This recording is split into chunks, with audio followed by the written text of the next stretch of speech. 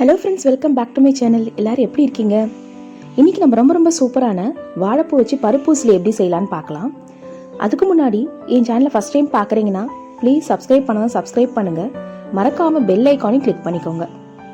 இப்போ வாங்க நம்ம பருப்பு உசிலி எப்படி செய்யலான்னு பார்க்கலாம்.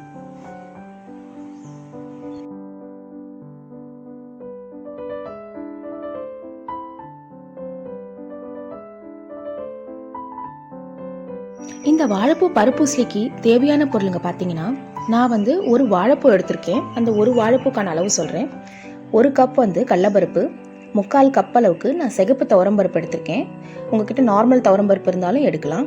இது கூட 2 டேபிள் ஸ்பூன் பச்சரிசி எடுத்திருக்கேன். இது மூணுத்தையும் நல்லா வாஷ் பண்ணிவிட்டு 2 டைம்ஸ் வாஷ் பண்ணிவிட்டு நம்ம 1 மணி நேரம் ஊற வச்சு எடுத்துக்கணும்.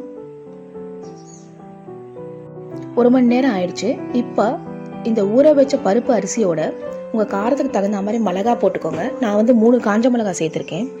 இது கூட ஒரு 1/4 டீஸ்பூன் பெருங்காயத்தூள் போட்டுட்டு கொஞ்சம் கரகரப்பாக அரைச்சி எடுத்துக்கணும். வடை மாவு அரைக்கிற மாதிரி. தண்ணி எதுவும் ஆட் பண்ணாமல் அரைச்சி எடுத்துக்கோங்க. இப்போ நம்ம வாழைப்பூ க்ளீன் பண்ண ஆரம்பிச்சிடலாம். இப்போ நான் காமிச்சிருக்கேன் பாருங்கள். அந்த நரம்பு மாதிரி பகுதியும் அந்த இன்னொன்று இருக்குது பாருங்கள் சின்னதாக. அந்த 2 பகுதியும் நம்ம எல்லாத்துலேயுமே ரிமூவ் பண்ணிடணும். ரொம்ப குட்டி குட்டி பூனா அது எடுக்கணும்னு அவசியம் இல்லை. ஸோ மற்ற எல்லாத்துலேயுமே நம்ம இந்த மாதிரி எடுத்துகிட்டு நம்ம க்ளீன் பண்ணிக்கலாம். க்ளீன் பண்ணிவிட்டு சின்ன சின்ன பீஸாக நம்ம காய் கட் பண்ணுற மாதிரி குட்டி குட்டி குட்டியாக கட் பண்ணி எடுத்துக்கலாம். இந்த மாதிரி இப்போ கட் பண்ணிட்டோம். இப்போது இது மூழ்கிற அளவுக்கு தண்ணியை கொட்டிட்டு இது கூட கொஞ்சம் மஞ்சத்தூளை சேர்த்து ப்ரெஷர் குக் பண்ணி எடுத்துக்கலாம். 2 விசில் வர வரைக்கும்.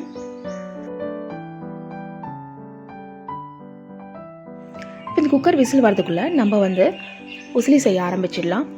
இப்போ ஒரு பேனை ஹீட் பண்ணிவிட்டு அதில் ஒரு 2 டேபிள் ஸ்பூன் அளவுக்கு நான் கடலெண்ணெய் விட்டுருக்கேன். உங்கள்கிட்ட என்ன எண்ணெய் இருக்கோ அந்த எண்ணெயை விடுங்க.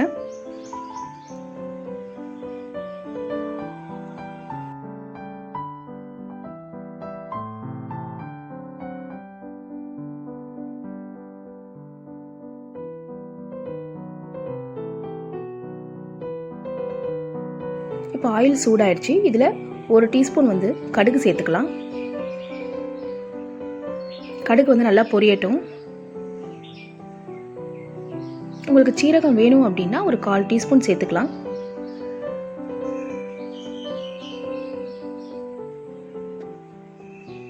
இப்போ கடுகு நல்லா பொரிய ஆரம்பிச்சிருச்சு. கடுகு பொரிஞ்ச உடனே இது கூட 1 டீஸ்பூன் உளுத்தம்பருப்பு சேர்த்துக்கலாம்.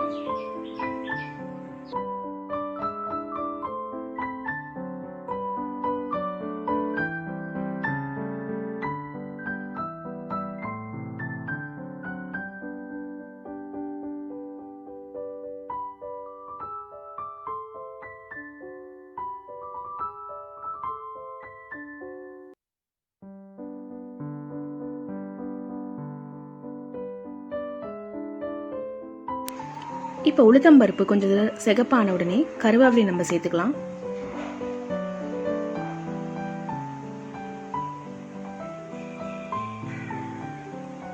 இப்போ கருவேப்பிலை நல்லா பொரிஞ்சிடுச்சு.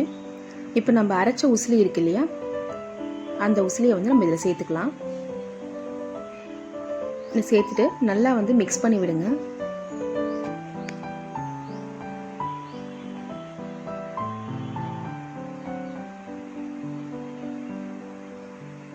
இப்போ எண்ணெயை செக் பண்ணிக்கோங்க. ஆல்ரெடி நம்ம 2 டேபிள் ஸ்பூன் ஆட் பண்ணியிருக்கோம். இப்போ இன்னொரு டேபிள் ஸ்பூன் ஆட் பண்ணுற எண்ணெயை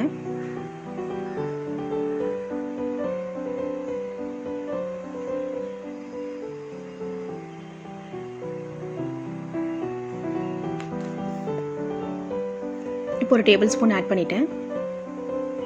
ஆட் பண்ணிட்டு நல்லா ஃப்ரை பண்ணுங்கள்.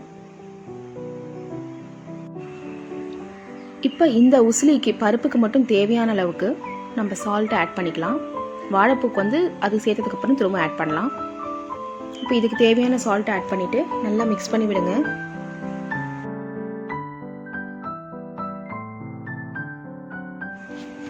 இப்போ இந்த மாதிரி அப்பப்போ கலரி விட்டுக்கிட்டே இருங்க. இது எந்த அளவுக்கு நம்ம வறுக்கணும் அப்படின்னு பார்த்தீங்கன்னா, இப்போ நம்மளுக்கு இந்த மாதிரி வடை மாவு மாதிரி இருக்கிறது உங்களுக்கு கொஞ்சம் நேரத்தில் ஒரு மினிமம் ஒரு 3லேருந்து 4 நிமிஷத்துக்குள்ளே உங்களுக்கு நல்ல கிறிஸ்பியாக தயாராகிடும். உங்களுக்கு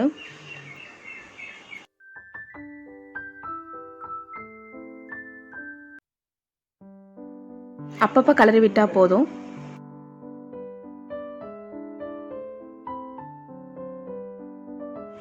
இந்த மாதிரி உருண்டை மாதிரி ஏதாவது இருந்துச்சுன்னு சொன்னால் நல்லா மிக்ஸ் பண்ணி விட்டுக்கோங்க.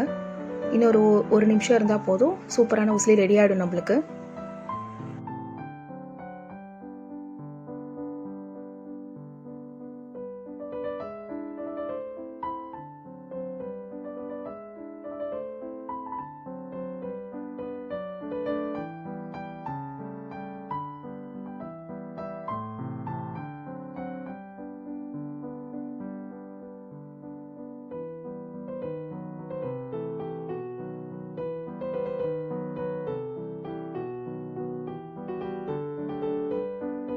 நம்ம இந்த உசிலி ரெடி ஆகிறதுக்குள்ளே நம்ம ஆல்ரெடி வேக வச்சுருக்கோம் இல்லையா வாழைப்பூவை, அதை வந்து நம்ம ஸ்ட்ரெயின் பண்ணி எடுத்துக்கலாம்.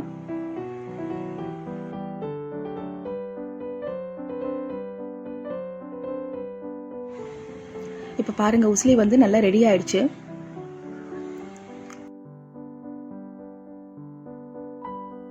இப்போ உசிலி வந்து கரெக்டாக ரெடி ஆகிடுச்சுங்க.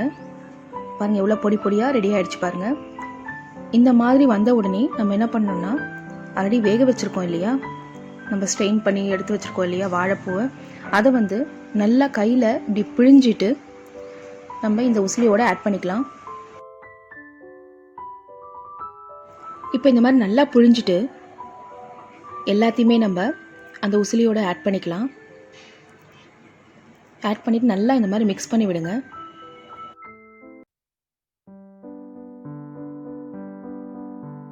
இப்போ நம்ம ஆல்ரெடி பருப்புக்கு தேவையான அளவுக்கு உப்பை வந்து நம்ம அப்போவே ஆட் பண்ணிட்டோம்.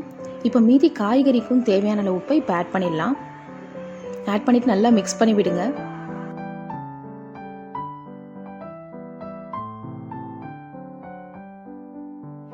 இப்போ நல்லா அடியிலேருந்து நல்லா இந்த மாதிரி கிளறி விட்டுக்கிட்டே இருங்க.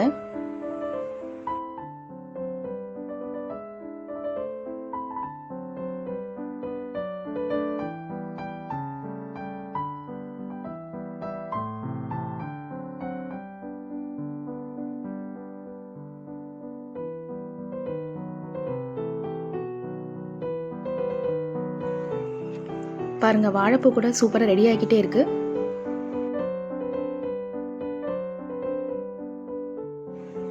இப்போ இந்த மாதிரி அடியிலேருந்து எடுத்து கிளறிக்கிட்டே இருங்க. அப்போ தான் வந்து எல்லா சைடும் நல்லா வேகும், நல்லா கிறிஸ்பியாக வந்து ரெடி ஆகும்.